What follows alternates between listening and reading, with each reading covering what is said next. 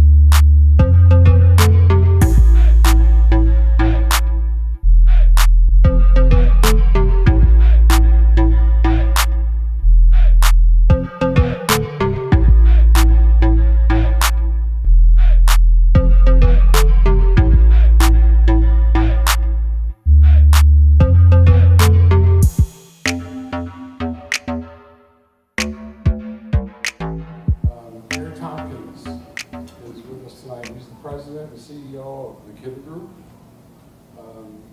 He's worked in the past as a manufacturing supervisor, quality engineer, financial analyst, and all kinds of other different things, right? Yep.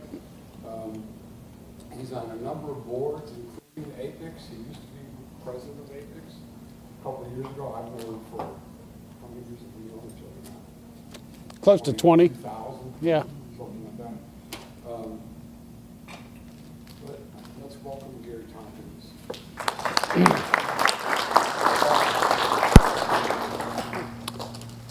Hang on, I brought my 20 pages of notes. I really did. So what we're going to do tonight, I'm not a death by PowerPoint person. I'm more of a conversationalist and talking about things and can probably shed some light on a lot of things, because as a recruiter, I only get paid when I'm successful placing somebody at a company. So if you think about, like, there's a couple Clemson students here. I know there are. The career placement people get a paycheck whether or not you get a job. It's almost like a government employee type. Except when they're shut down. Yeah, except in shutdown mode. So what I'm going to do is just kind of walk through some of the things that I've noticed over the last 22 years and kind of open the floor up for questions. So don't look at this as a presentation where I'm going to show you what's on the screen and I'm going to talk about that. Look at it as a conversation where if you have a question, just raise your hand and say, wait a minute, I have a question. But I'll kind of walk through some of the things that a lot of people don't think about. And so the first part we're going to talk about is, are you defining what you're looking for? And a lot of people are like, what do you mean?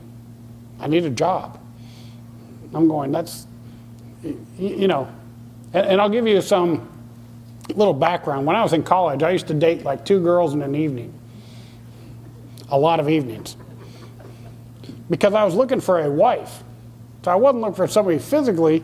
I was looking for somebody who, A, wanted to get married. And there were a lot of girls that didn't want to get married, especially in college for some reason. They're like, I'm not going to ever do that. So I wanted to have a wife who wanted to have children. I wanted a wife who wanted to be a stay-at-home mom in the house and raise the kids. And I wanted to have a wife who wanted to raise those children in a Christian home. And I also had to have a wife who would eat venison a couple times a week.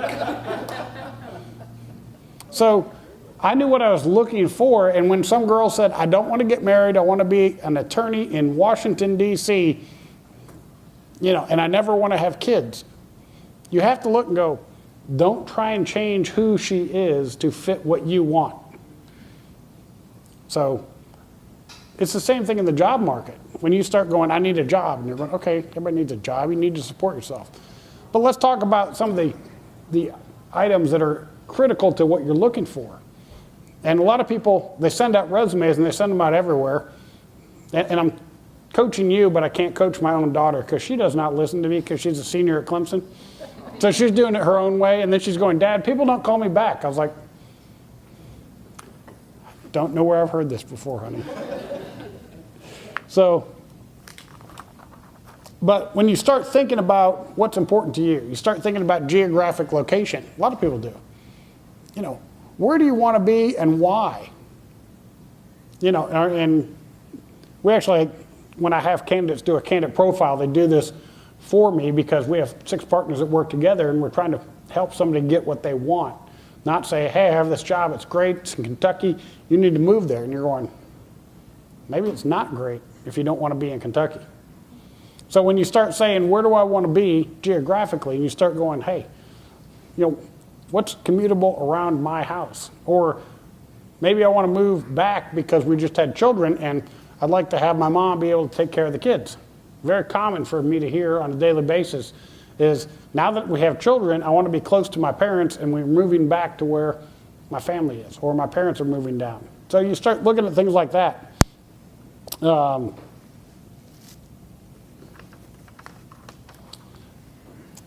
other thing I talk about is culture. You know, what type of culture do you have? Anybody here work at a BMW Tier 1 supplier? There's one hand. You know why there's no other hands? Because they're still at work. If you don't believe me, just ask them. You know, BMW suppliers work, it's crazy. You know, but some people love that pace. Some people love to go fast all the time. Other people don't like to go fast. And you're going, so what do you want? So start looking at the cultures that you want. What are the other things? I have one young lady I just placed recently at a company called Innovate HR, and she didn't want to be in cubicle land. She wanted to be in a collaborative environment where people work together and they have fun and they have a Halloween party and everybody dresses up and puts outfits on. And they had a food truck come and all their customers, or not all their customers, but they invited all their clients to come and have a Halloween party. Now, who does this? Not a BMW supplier. They're busy working. You know, but Innovate HR does it, and she fit right in. They put face paint on. I was like, hello? No, I did not put the face paint on. So you start looking at the culture that you want, the geographic location. You start going, what do I want to do technically? And people are going, what do you mean? You're going, well, do you want to sit in a cubicle in front of a screen and do algorithms or, you know, planning? And some people go, yeah, I want to do that. Well, cool. Other people are like, no, I want to be on the floor. I want to be out there. I want to be working with people. I want to watch stuff come in. I want stuff go out. Or I want to be an engineer who's designing stuff. Some people want to sit in front of CAD terminal and design stuff. Some people want to be on the floor, you know, working with stuff and fixing problems. But very few people actually write down what they want first. Does this make sense? And how many people do a cover letter? I would like a job, da da da da da, and you know, and then you don't put anything of yourself in it. I'm looking for a company that's fast-paced and exciting, and you know, instead of going, I know what I'm looking for, and then go find what you're looking for to make the match. So, what are some other things that you would look for in a company? Gary, question before you get off that. Sure. How do you know as a recruiter what a culture is of a company? How do I know what that's a very, very good question. So a lot of my clients I have a very deep relationship with. So last Friday I went quail hunting with the CEO and the vice president of a company that manufactures engines. You know, the CEO of the company, Tom Krupka, knows him. You know Keith Giddens? Yeah. You know, how well do I know Keith Giddens? He's like a brother to me. We served on the board of directors of a crisis pregnancy center for 6 years together. We hunt together. You know, so you know what the culture is. So I try and get to know my clients really, really well. You know, sometimes I'm good at it, other times I'm not good at it. You know what I mean? Gentleman here, I'd like to recognize this guy. He served our country for 30 years, I think, as a lieutenant colonel, full colonel. Yeah, they gave me a break. Okay. And he just finished his doctorate of business administration and supply chain management and passed his Apex certification. So, hands up for Goose. And he still plays racquetball. So, and Goose married way out of his pay grade. If anybody ever wants to have a fantastic dinner, this gentleman's wife, she can cook, flat out. So Goose is one of my candidates. How well do I know Goose? I've been to his house. I've had dinner with him. Kim and I have been out to dinner with him and his wife. You know, I know him and I trust him as a brother. Would I trust him, you know, to raise my daughter? Yes. You know, he's that type of person. And so that's what I try and do with my candidates is get to know my candidates. I try and get to know my clients and put the two and two together. But going back to advice for everybody, I mean, when you start looking at companies, let me ask you this. How many people accepted a job without seeing where they were going to work? Anybody? Tom did. It's fairly common. They're going, there's a company in Anderson that didn't allow anybody who was interviewing to see the plant inside. You know, think about this. You know, you're supposed to take the job sight unseen. Now, how many people would marry somebody like that? Because you're going to spend as much of your waking time at that plant as you would with your spouse. And it was just a couple of brothers who own the company, and they have $1 billion company down there, and their rules are we don't want anybody to see the plant until they're an employee because there's confidential paper-making equipment here. Okay. I wouldn't take the job. I'd want to see what it was. So a lot of times, I tell people go back after you have an offer and spend some time with the company. You know, once you have an offer, do you really want to go back and work with them? So is it radical? Not really. When you buy a house, you're doing an inspection. So that's kind of a thought process there. So let me ask you this. What are some cultures that you admire in the upstate? Anybody have a company they really admire, culture-wise?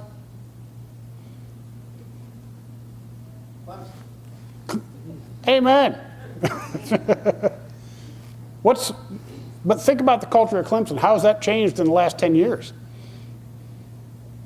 And let's talk about the winning team, the Clemson team. And while we're here, we'll kind of go off on the leadership of Clemson's team. You know, congratulations to the Clemson Tigers. But think about what the head coach, Dabo, has done in 10 years. Was it 10 years? That's all he's been there, right? 10 years? Okay, they hired this gentleman who had no previous head coach experience, and you're on, as an interim coach. And he's transformed the entire program in 10 years. Last 4 years, they've been in the championships and national champs twice. Really cool. What has he done culture-wise that all of a sudden everybody in the country who's a football player wants to go, you know, to Clemson? And you start thinking, well, integrity, you know, he's always there. He's always telling people the truth. He doesn't lie. You know, how about drive? He has a lot of drive. You know, how about work ethic? Everybody there works hard, but does anybody work as hard as he does? You know, how about enthusiasm and passion? I mean, here we have a Brent Venables with a pullback coach. That man wants to do his job so well that, you know, he has to have somebody else holding him back. So those are some pretty interesting side notes on culture. But you think about that. So let's name some companies that have a great reputation for culture in the upstate. I'll pull one out of the hat, Michelin. You know, how many of the employees at Michelin are eligible for retirement currently? 4,000. Yeah. They're still working. 4,000. So, good company.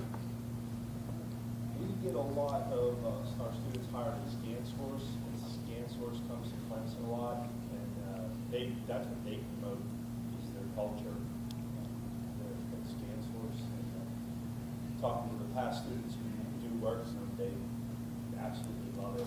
They're painting their faces and doing all that, all the shenanigans that they love it.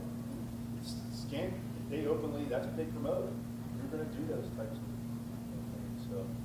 ScanSource has a pretty darn well culture in the upstate. Well, good. You know, BMW has a pretty cool culture. I know that. Where is she? There she is. Latoya's. Okay. You know, BMW's got an amazing culture.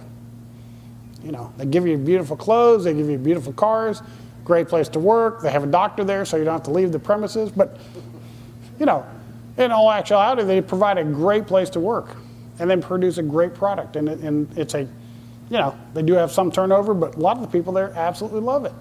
So start thinking about what you're looking for in a company so that you know it when you see it rather than just, I need a job. So, does that make sense for everybody? That was first half of it. Second half, I'd like to go into what are you doing and what's on your resume. And we talked about the attributes of the Clemson football coach. You know, what are you bringing to the table? Is it the passion, the excitement? You know, how do these come through in your resume? How do you show drive? And I'll kind of back into that a little bit. And I'll send this to anybody who wants it. But we have a candidate profile, and we actually start with it's almost like an org chart of what you do by time to help identify what you do. So if you take your top 4 macro duties, the big duties, and then you list the micro duties underneath them, that'll help you try and figure out what you do on a daily basis. And you start going, wow, I'm a planner. What do you do? Well, you know, I'm a planner. Well, all of a sudden you can't enunciate what you do during an interview, but if you actually take some time to go, here are the top 4 things that I do, and then you write the micro duties underneath them. When somebody says, have you ever done scheduling? Yes. What do you do in scheduling? Boom, boom, boom, boom, boom, boom, boom. Have you handled logistics at a company? Yes, I have. Well, what do you handle in logistics? And you can list what you do. Have you ever done demand planning?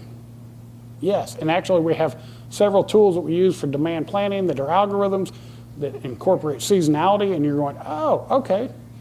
So it's kind of a roadmap for defining who you are and what you've done, but it also helps to clarify in your thinking, you know, is this job right for me? You know, so that's something that we use as a tool. I don't know if anybody else who uses that tool, but like I said, I'll share this with anybody who wants it. Next thing is technical consideration. What do you want to do? Some people really want to do high tech. Other people want to do the same job again and again and again. They don't want to change things. Is that what you want to do?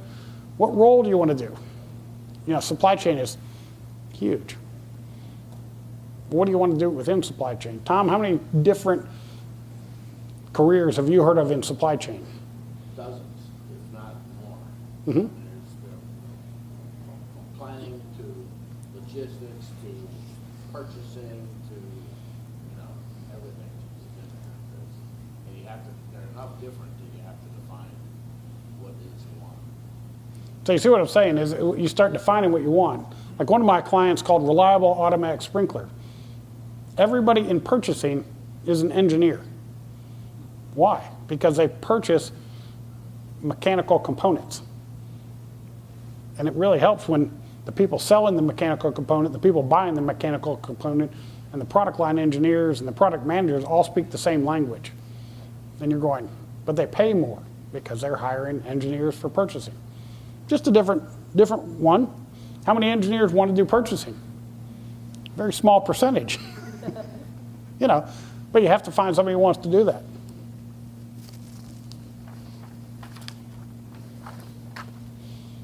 Gary, do you ever find people that want to go to a company just because of the name? I want to go work at BMW, I want to go work at Michelin, and they really don't have an idea of what the organization does. I find that all the time, and I'll ask them, why do you want to go there? I don't know. And a lot of times it's because it's the only company they can think of. Anybody have an idea how many companies are just in Greenville County? How many manufacturing companies are in Greenville County alone that are over 5 people? There's over 1,200 of them. Yeah. How many can you name? Just think in your head. When I came out of Kemet, I knew Kemet, and I knew GE, and I knew Cryovac. You know, how come? Because I drove by GE. And I knew cryovac was across the bridge. And so I didn't really know where else to go. And on here, I have a little cartoon, but I want you to think about this. These are some of the traits that are not measured or usually put on a resume. Persistence, curiosity, courage, leadership, creativity, resourcefulness, self-discipline, sense of wonder, compassion, reliability, humor, empathy, humility, resilience. And you're going, are all those the things that really make you a human? You're going, yeah. So I'll share a little bit with you. I work with a very special group of men called Navy SEALs, and my goal is to help them transition into rewarding and challenging careers. And so I lead them through the same type of process that you're doing, and we actually have a group called the Honor Foundation that does this over a 16-week period. But if you look at those people, they have something that's very, very unique, but a lot of it has the same traits, and it's just the mental toughness. Out of 1,000 men who go into the SEALs, there's going to be about 30 or 40 who actually get through BUD/S. So it's not a very high percentage of the people. I never wanted to be a SEAL, full disclosure. I don't like being cold. I don't like being wet. I don't like being away from my wife, and I really don't like it when people shoot at me. Those men do that because they want to do that, and they do everything they can over a 6-month period to make them quit. They have something called Hell Week. It's 6 days with a total of 4 hours of sleep, and the rest of the time it's like a football practice. Who wants to do that? Anybody? Besides Goose? So what I'm saying is you want to incorporate some of the stuff into who you are and what you do and bring it into your resume. But I also have my candidates answer 4 very important questions. First one is, what do you do to increase top-line revenue? Anybody here in sales? Anybody in supply chain management? Does supply chain management help increase top-line sales? Answer better be yes. Well, how do you do that? And a lot of people go, that's not my job. Now, think about this. This gentleman right here, Greg, is the vice president of operations at a company. How many $1 million are you? $80 million. Main goal is to get the product to the customer, right? So, you think about that. BMW, they only get paid when they deliver the car to the person. So everybody in supply chain management has a role in helping to increase top-line revenue.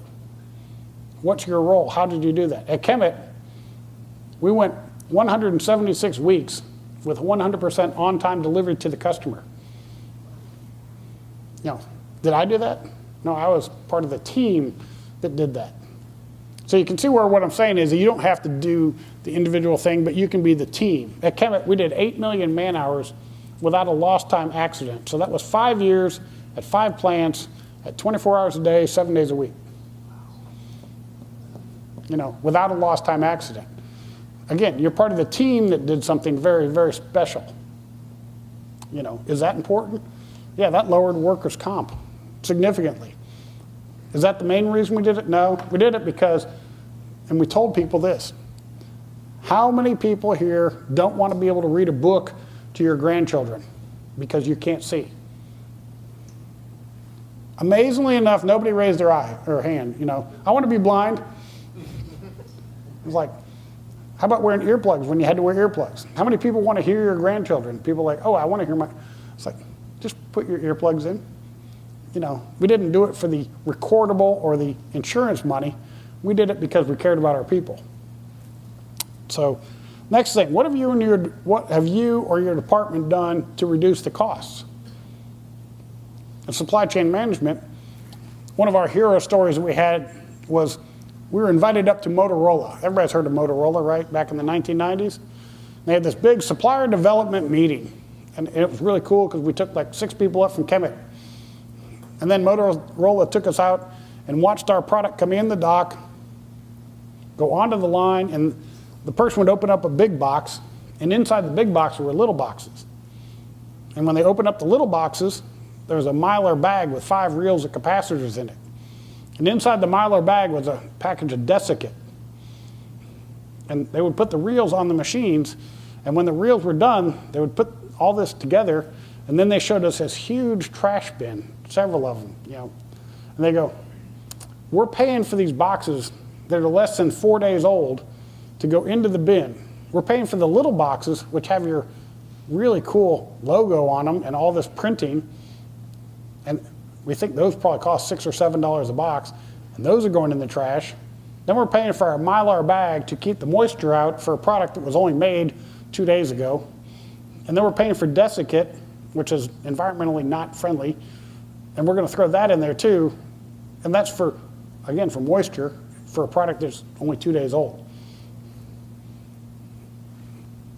Does this sound like a supply chain problem or a purchasing problem?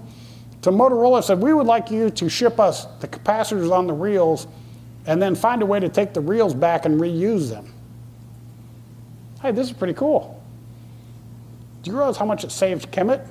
Not having to buy all those boxes and all the labor to put stuff in boxes, and you're going, oh my gosh, this is huge. Now, Motorola, in their infinite wisdom, said, we think this is going to save you about $10 million a year. And we'll go ahead and reduce what we're going to pay you by $10 million a year. But you can take that same logic and you're going, we could do that in our supply chain. You know, how can you do things better? A friend of mine, somebody here works for Bostic.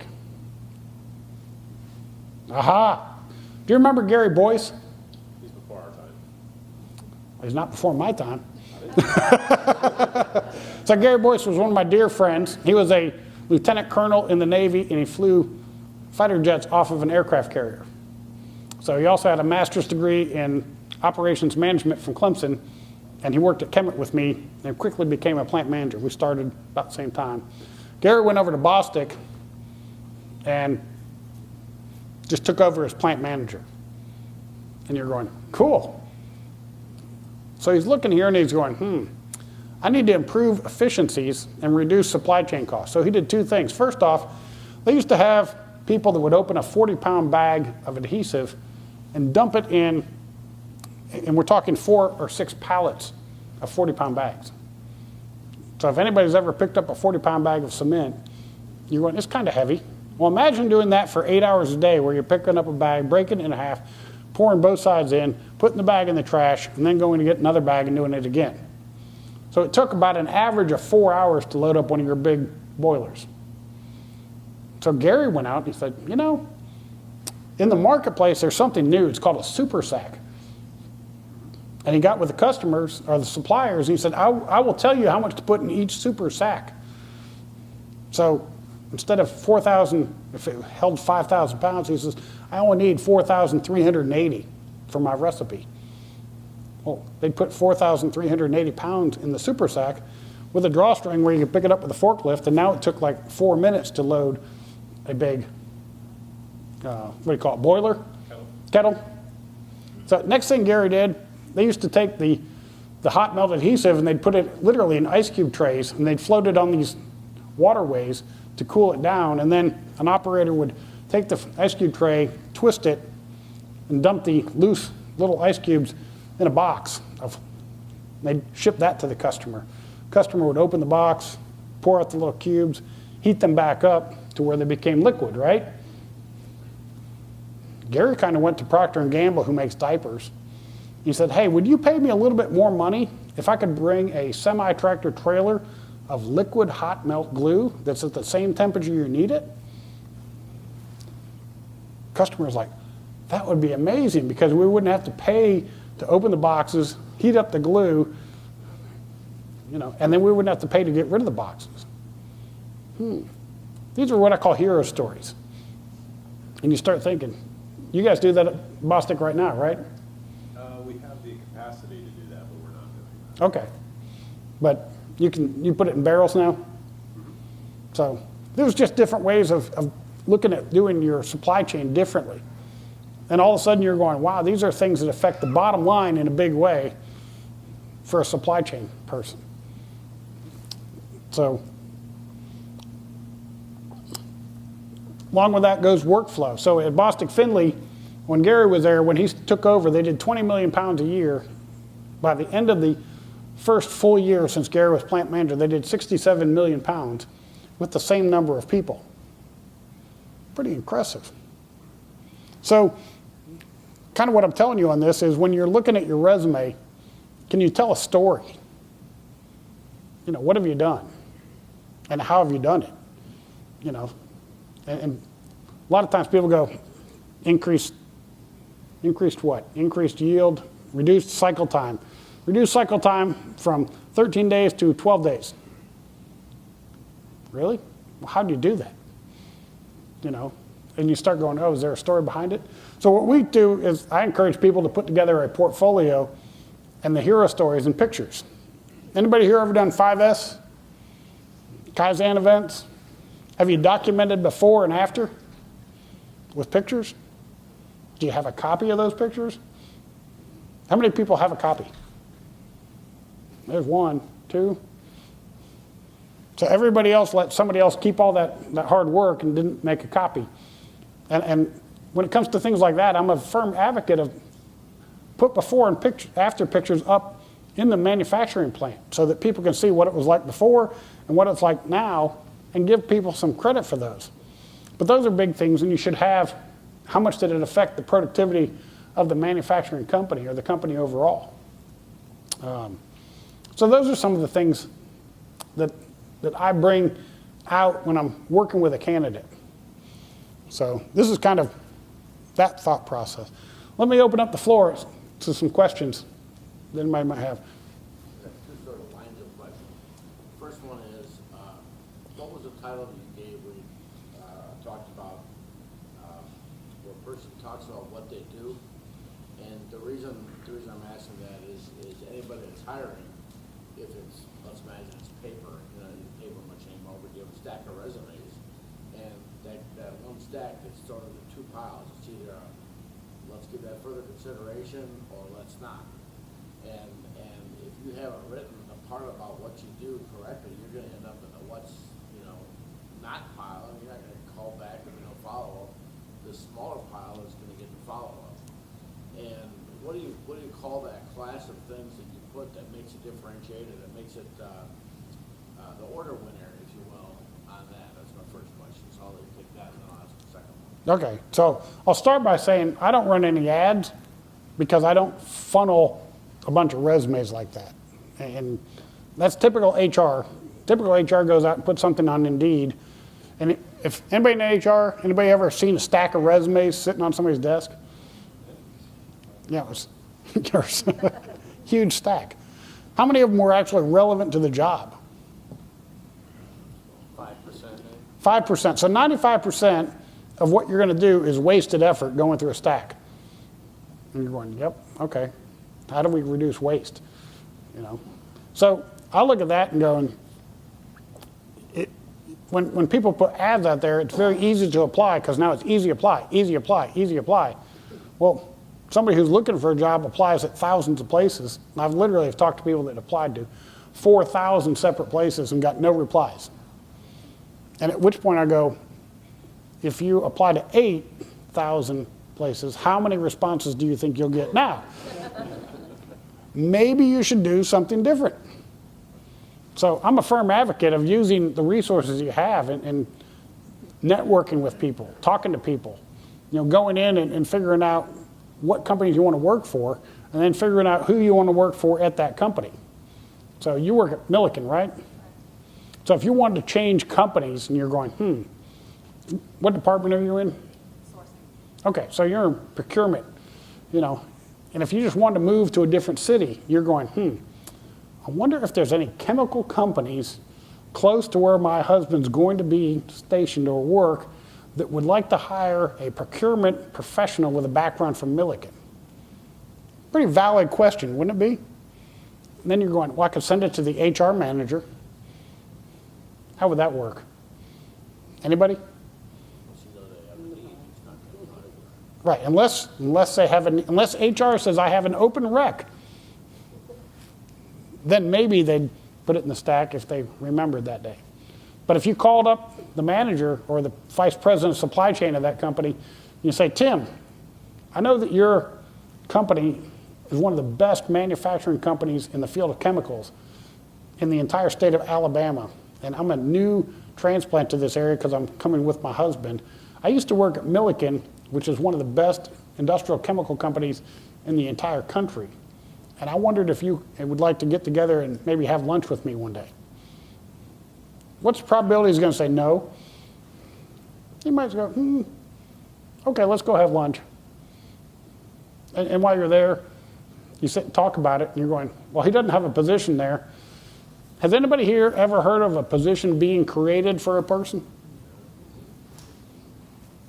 About 1/3 of the time, that happens with my candidates. They create a position for the person because they stand out from the crowd.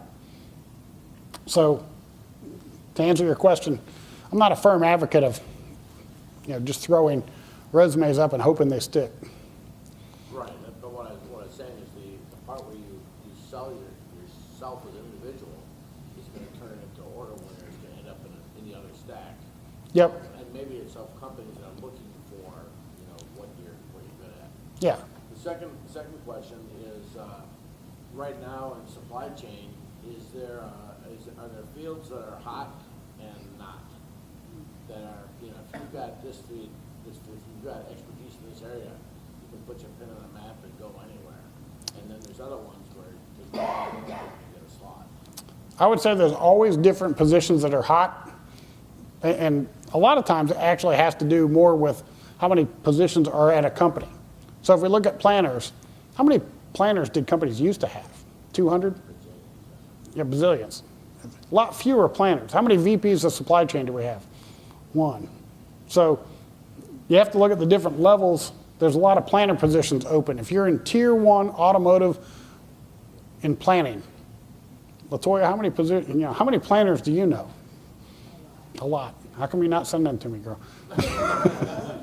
Because I could always use a tier 1 automotive planner because there's always turnover there because every company has several of them. So that has kind of answered your question there. As you move up the food chain, there's less positions. But as far as hot, I'm not sure that's. I will say this. I think that we have one Clemson professor here.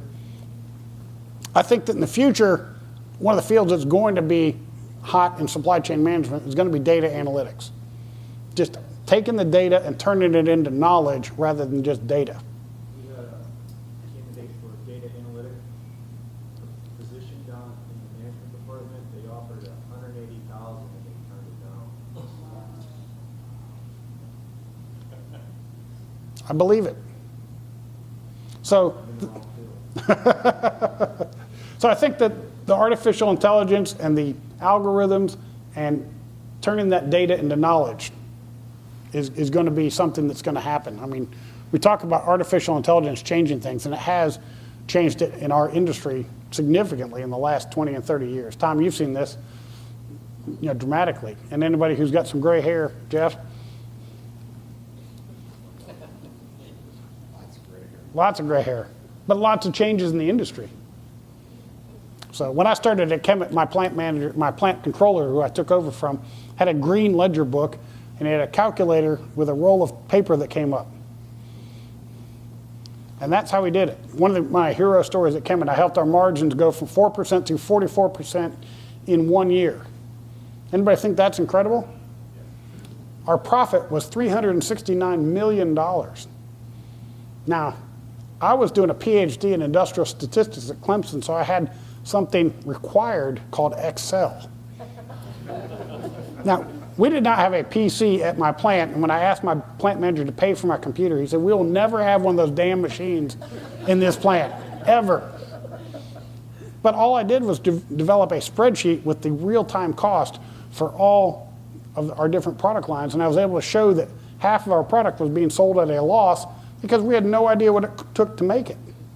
So being on the cutting edge of technology, and you're going, well, everybody knows how to use Excel now, and I'm going, that's not cutting edge. That was cutting edge in 1992. So you can't say that's cutting edge now. But what else is out there now? And there's a lot of new stuff that's coming out.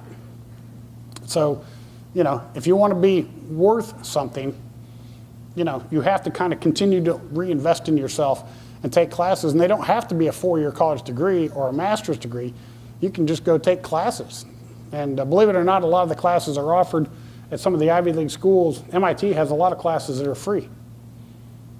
And you're going, oh, okay. Now you don't get college credit for it, but you get the knowledge. And what do you really care about? The knowledge. So those are some of the things that I think are important. We have a career fair next week down at Clemson, and all of our students will be attending that. Any advice when they attend this career fair? Is there going to be a shitload of companies there, and a shitload of people and students, and they're going to be lined up? How would you advise them from a professional? Do you want my honest opinion? Yeah. I'd be like, skip. No, not me. Okay, my honest opinion is skip the career fair. Because you're going to go there and there's going to be 50 people in line and they're going, okay, hand me your resume. Okay, next. Well, how much different does your resume look from his? Did you take the same classes? Do you have the same major? Yeah. You're in a sorority, he's in a fraternity. Ooh, that's a big difference. Do you have a picture on it so they can remember you? No. Yeah, so all of a sudden you're going, why don't they just email a book of the supply chain management majors to that company? Here's all our students. You're going, okay, that's cool. Pick by random number generator, because they're all going to look the same. And what I'm saying is, take a step back, define where you want to be geographically, and you might go, I don't know. Well, that's a good question. Where would you like to be? Why would you like to be there? You start going, oh, that's a good answer. And then you're going, again, it goes back to the first part of the conversation. What do you want to do? Where do you want to be? Why do you want to be there? And then you start going, what companies do I want to work for in that realm? And then go directly to the person who's at your hiring level. So if you're just getting out of Clemson, you might not start at the VP of supply chain or operations. You might start at the manager of operations or manager of supply chain or the logistics manager. And you're going, oh. So, it kind of makes more sense if you know what you want first rather than just going, oh, I'm going to the career fair and I'm going to hand my resume to all these different companies and they're all over the country and, and they go, hey, how about Knoxville, Tennessee? And you're going, sure. Why do you want to go to Knoxville? I don't know. Can you answer anything about Knoxville? No. I think it has a river and it has the Tennessee. And you're going, but you're going to move there with no reason to move there. Does that make sense? Rather than going, I want to go to the Florida Keys and I want to do supply chain management in the Florida Keys because the weather's beautiful, the fishing's great, and I really like the culture. You're going, well, there's no manufacturing companies down there. You're going, really? Do you think they get food from one point to another somehow? Do you think they get clothes from one point to another? How about fishing tackle? How about, you start going, oh yeah, okay. And there might be a small company down there that can hire you, and now you're where you want to be because you want to be there. So that would be my advice versus a career fair. So what are some other questions you might have? Question in reference to people coming out of the military, obviously you're talking about SEALs. How do you direct them? I mean, how do you take SEALs and say, okay, fine, here we want to get you in an operation, we want to work. What's their, where do you guide them and something like that? I'll tell you about the Honor Foundation because I really believe in it. And it was started by a gentleman who was not a Navy SEAL because he fell and broke his back and had 12 surgeries, but he's now able to walk again. And but he saw how many SEALs were dejected. And a good friend of mine, Jonathan, started the SEAL Future Fund. And I'll share a sobering statistic with you, which is not backed up by facts, but just by Jonathan's word. He said 90% of the SEALs have considered committing suicide rather than leaving the teams because they don't know what they want to do. Now think about this. They're going to lose their identity of what they do. They're going to lose being a SEAL. They're going to lose their brotherhood of all the people that they've known since they were 17 or 18 years of age. They're going to lose their community, and they're going to lose their paycheck all at one time. And they're scared because they don't know what they can do. So the Honor Foundation starts out at 16 weeks, and they actually do 4 different personality profiles And they do exactly what we're doing here. They're going, what do you want to do? Well, looking at your personality profile, your caliper profile, and where it fits. And you're going, oh yeah, let's take what I want to do. And there's a book by Simon Sinek, you know the one, is What is Your Why? And so we help these men to figure out what they want to do and why. And it's amazing. A lot of them turn out to be salesmen because they have no problem with travel. You know, me, I wanted to be home every night with my wife. These guys are going, hey, I don't mind traveling. I've traveled all over the world. Boom. Goose, how many countries have you been in? Ballpark. 30, 50? Oh, man. Yeah, and Antarctica too, so. Antarctica also, okay. Don't want to go there. But you think about that. You know, you help people find what they want to do and their personality fits. And if you haven't done personality profiles, I think they're a great tool to figure out who you are and what you might do. Like I took mine. Mine's very high on urgency. You know, that's just the way I'm wired. I'm in the bottom 2% for being able to work in corporate bureaucracy. Anybody who knows me would go, I don't know if there's 2% that are below him, but you know, I just don't like government inefficiencies. You know, I like things that run efficiently, run smoothly, get the job done, boom, boom, boom. And you know, when you're in the post office and you're in line and they close the door and you're going, it's 4:30, sorry. You're like, I've been in line here for half an hour, and they're like, well, come back tomorrow. You know, and anybody ever had that happen? Yeah. And it's like, really? So that's just somebody doing their job rather than taking care of the customer. Any other questions I can answer? I got one. Sure. Looking back at time now, what do you think that you wish you had done as a recent graduate from Clemson with the knowledge you have now? And that is a good question. And I'll say this. When I came out of Clemson, I went straight in and got my MBA. When I got out with my MBA, I kept applying for chief financial officer positions. And I never got called back. And when I worked at Kemet, they hired me as an offshore supervisor. By the time I got to where I was the assistant plant controller, I realized that I'd never closed the books. I'd never done cost standards. I'd never done an annual business budget. I'd never done AP or accounts receivable. I didn't even know what the accounting numbers were. You're going. Other than that, I was completely ready to be chief financial officer. So part of it, when you're coming out of college, you're so naive that you don't know what you don't know, that it's wonderful. And it's also, you look very naive to some people when you're going, I'm ready to be the CFO, or maybe I could start at vice president of operations and work my way up. You know, and you just don't know what you don't know. So for me, I loved what I did at Kemet. I started as an off-shift supervisor. Actually, I started as a mold operator, and then I was a quality engineer. I was a weekend plant manager. I was assistant controller. I was plant controller. And then I was plant controller over 5 plants simultaneously. I was strategic financial analyst. And what I learned in all that has enabled me to become a very successful recruiter because I can relate to what all the jobs are. And I know what world-class manufacturing looks like. So the one thing I would say to all the recent grads is think about what you want to do, but if you're in doubt, go with a world-class company. Learn what world-class looks like. And, you know, at Kemet, we were world-class. We had, anybody has heard of Dell, right? We had Michael Dell walk through. They never even told us he was coming over. You know why? Because we didn't need to. Because our plant was always ready for visitors. So we had Michael Dell. We had Andy Grove, who was the CEO of Intel Corporation. We had Bill Ford. You know, we had the CEO of AT&T come through. And it was just, oh, that's just the CEO of AT&T. Everybody keep going just like normal. Because that's how clean our plant was. That's how organized our plant was. So what you want to do when you're coming out of school is work for a company where they have excellence and you learn something rather than just a job. I recently placed a young man in a consulting role.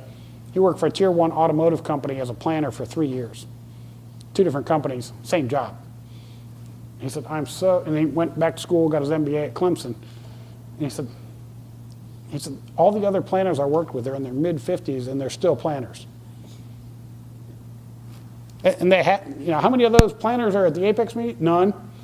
Because they've been doing planning for their whole career, and tomorrow they're going to come in and do the same thing they did yesterday. And they're not trying to advance themselves.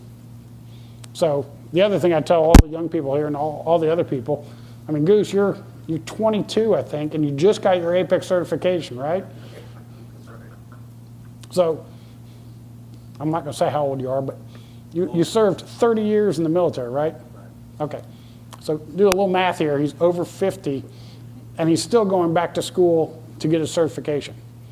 So that's the thing that I would drive home is don't stop and go, I'm here.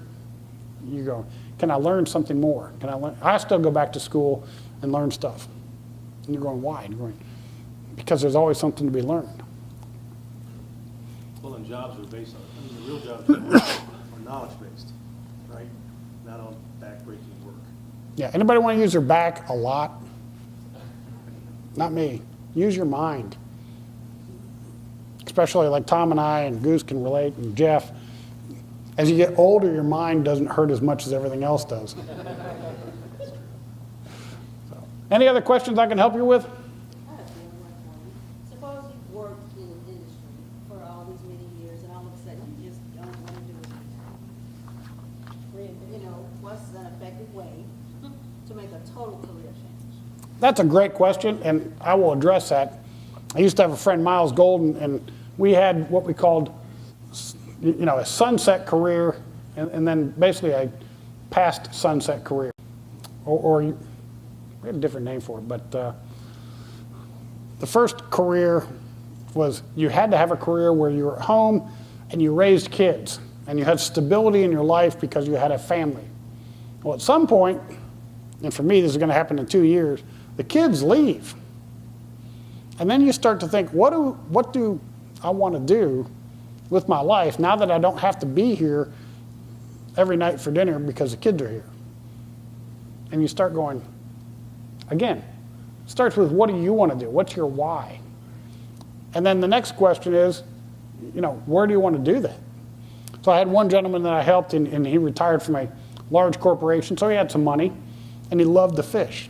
And so we actually helped him set up 2 companies. One was down in the Florida Keys, and he had a little flats boat. And so he was a fishing guide down there. So he put, you know, we'll sign out. All the other guides are out there, and it's $300-400 a day to go out with him as a guide.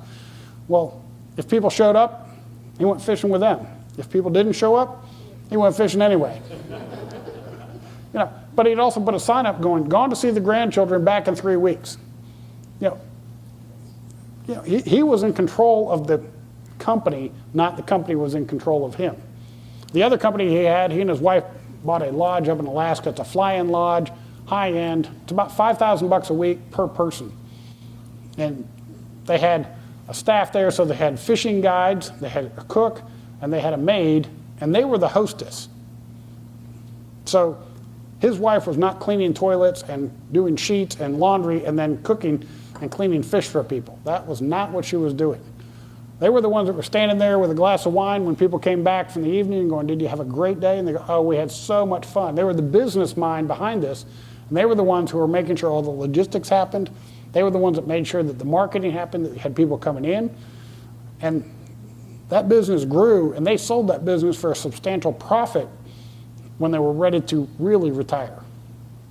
So you start looking at what your experience is, and you're going, man, what can I do? And I know you have a couple houses, I think. Yes, I do.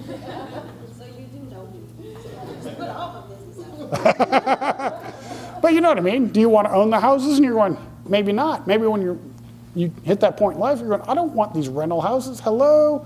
That's an anchor. You know? I know Greg has a motorcycle. He might go, hey, now that we've got the kids out of the house, maybe we want to go ride our motorcycles. You know, everybody's different, and you have to go with what you want to do because you only get one chance to go around in this earth, and it's going to happen a lot quicker than you will ever understand. Anybody, Jeff, you agree with me on this? To that point, when you were in grade school, do you remember how slow the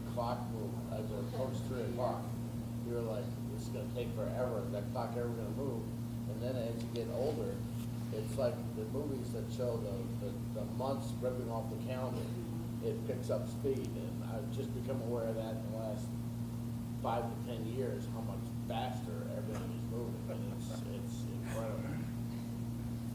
My statistics professor at Furman had the best quote for this. He said, if I had but one day to live, I would spend it in my statistics class because it would seem to last forever.